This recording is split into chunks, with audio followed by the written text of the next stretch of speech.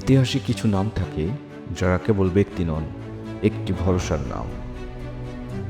শহীদ রাষ্ট্রপতি জিয়াউর রহমানের রক্তধারা, বেগম খালেদা জিয়ার সংগ্রামী উত্তরাধিকার, তিনি তারেক রহমান। সময় তাকে ভাঙতে চেয়েছে, ষড়যন্ত্র তাকে মুছে দিতে চেয়েছে, তবু তিনি নত হননি, আদর্শের সঙ্গে কোনো আপোষ করেননি। আল্লাহর উপর ভরসা রেখেই তিনি হয়ে উঠেছেন প্রতিরোধের নাম। আমাদের স্লোগান, আমাদের লক্ষ্য, আমাদের উদ্দেশ্য মানুষের ভোটের অধিকার প্রতিষ্ঠা করা। Take back Bangladesh. আজ একটি জাতি অপেক্ষায় স্বপ্নাতুর চোখে তাকিয়ে, কারণ আমরা বিশ্বাস করি এই অস্থির সময় পেরিয়ে আগামীর সুখী সমৃদ্ধ বাংলাদেশের নেতৃত্বে আসছেন তারেক রহমানই।